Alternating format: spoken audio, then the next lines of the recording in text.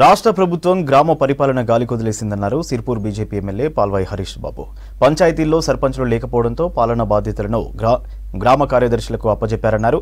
9 నెలల్లో పంచాయతీరాజ్ శాఖ మంత్రి సీతక్క గ్రామాలకు ₹1 నిధులు కేటాయించలేదన్నారు. రాష్ట్రంలో గిరిజన బతుకులు దయనీయ పరిస్థితుల్లో ఉన్నాయని చెప్పారు. ఆదివాసీల గ్రామాలకు నేటికీ రహదారులు లేవన్నారు. ఆరోగ్య సమస్యలు వస్తే హాస్పిటల్కు వెళ్లడానికి కిలోమీటర్ల మేర నడవాల్సిన పరిస్థితి ఉందన్నారు హరీష్ బాబు. ప్రపంచ ఆదివాసీ దినోత్సవం వరల్డ్ ఇండిజినస్ ట్రైబ్స్ డే అని మనం సెలబ్రేట్ చేసుకున్నాం. అంగరంగ వైభవంగా పండగలు వేడుకలు హైదరాబాద్ నుంచి మొదలు పెడితే జిల్లా కేంద్రాల్లో ప్రభుత్వ ఆధ్వర్యంలో జరిగినాయి. కానీ వాస్తవ పరిస్థితులు విరుద్ధంగా ఉన్నాయి అనే విషయాన్ని తెలియజెప్పే ప్రయత్నం చేస్తాం. ఇది నిన్నటికి నిన్న ప్రపంచ ఆదివాసీ దినోత్సవం రోజు ఒక ఆదివాసీ మహిళ, ఆమె నిండు గర్భిణి, అక్కడి నుంచి గవర్నమెంట్ ఆసుపత్రికి ప్రాథమిక ఆరోగ్య కేంద్రాన్ని చేరుకోవడానికి 2 గంటలు నడవాల్సి వచ్చింది. ఎందుకు నడవాల్సి వచ్చిందంటే రహదారి సౌకర్యం లేక.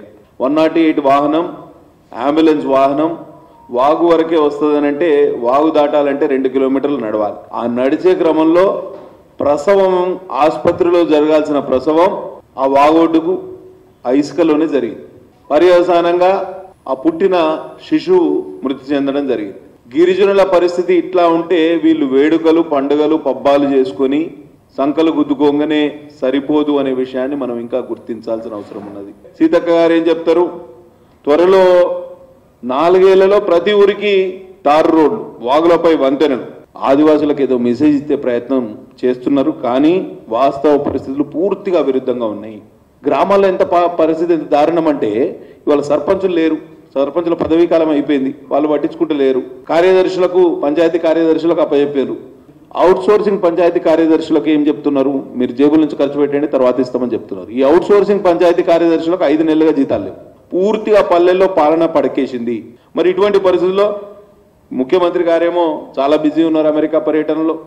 వారు టూర్కు పోయినరా లేకపోతే ఇంకేదైనా వేరే వ్యవహారం చక్కబెట్టడానికి పోయినరా మాకు తెలియదు. కానీ ఇక్కడున్న ప్రభుత్వ యంత్రాంగం కానీ మంత్రివర్గంలో ఉన్న సభ్యులు కానీ ఎవరు కూడా పాలన మీద పట్టు సంపాదించే ప్రయత్నం చేయట్లేదు.